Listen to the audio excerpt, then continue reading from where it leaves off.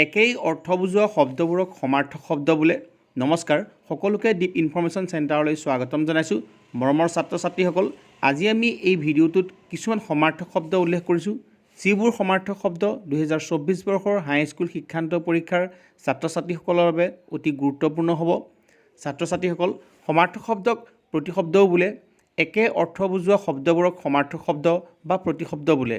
উল্লেখ কৰা ইম্পৰ্টেণ্ট সমাৰ্থক শব্দবোৰ হ'ল: উজুৰ সমাৰ্থক শব্দ হ'ল সহজ, চমু হ্ৰস্ব, আহুদি বিষ, সাং সামৰণি, পৃথক সুকীয়া, উফাইদাং দাংকোপ, ফৰকাল নিৰভ বা মেঘযুক্ত।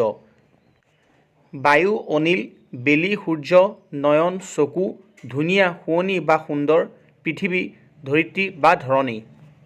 ঠিক সেইদৰে পৃথিৱী ধৰা, নিশা ৰজনী, মেঘ ডাৱৰ, ৰজা নৃপতি, ৰাতি নিশা, আকাশ গগন, নদী নৈ, হাতী গজ, কপাল ভাগ্য, চকু নেত্ৰ, পানী জল, দিন দিৱস, বতাহ পৱন, গছ বৃক্ষ, গুহা গহ্বৰ, ধৰা পৃথিৱী, ধন বিত্ত, দুখ কষ্ট, দুখীয়া দৰিদ্ৰ, বহু সৰহ, বিষ বিষ, ব্যাথা দুখ, বিপদ আপদ, কৰুণ দুখ, কিতাপ পুথি, কম তাকৰ, হাত হস্ত, হৃদয় বুকু, হাত বজাৰ, হোজা সৰল, কলংক দাগ, কেৰাহী বেকাদৃষ্টি, কেৰাহী লোহৰা, আহত আঘাত, আদি আৰম্ভ, আভাস উদাহৰণ, আচল প্ৰকৃত, আদৰ মৰম, আনন্দ সুখ, আপদ বিপদ, ঘৰ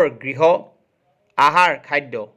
নিহালী লেপ, পদুম কমল, পৰ্বত গিৰি, পুৰোহিত যাজক, পুৰণি প্ৰাচীন, পণ্ডিত সাধু, নিলয় ঘৰ, নিকাৰ দুখ, টান কঠিন, পাত পত্ৰহৰিত, অনু ক্ষুদ্ৰ, হাতী গজ, নবীন নতুন, প্ৰবীণ প্ৰাচীন, ভূত প্ৰেত, ফুল পুষ্প। স্বামী প্ৰতি, সাগৰ সমুদ্ৰ, সোণ স্বৰ্ণ, চকু নেত্ৰ, অগ্নি জুই, কন্যা ছোৱালী, পতি স্বামী, শিৱ মহাদেৱ, নতুন নবীন, পুৰণি প্ৰাচীন, উপাসনা প্ৰাৰ্থনা, বিশাল বহল, উৎসৰ্গা অৰ্পণ, অসীম অনন্ত, দেউতা পিতৃ, ঘৈণী পত্নী, সপোন স্বপ্ন, ঈশ্বৰ ভগৱান। মৰমৰ ছাত্ৰ ছাত্ৰীসকল, 2024 বৰ্ষৰ হাইস্কুল শিক্ষান্ত পৰীক্ষাৰ বাবে এই সমাৰ্থক শব্দবোৰ অহাৰ পূৰ্ণ সম্ভাৱনা আছে।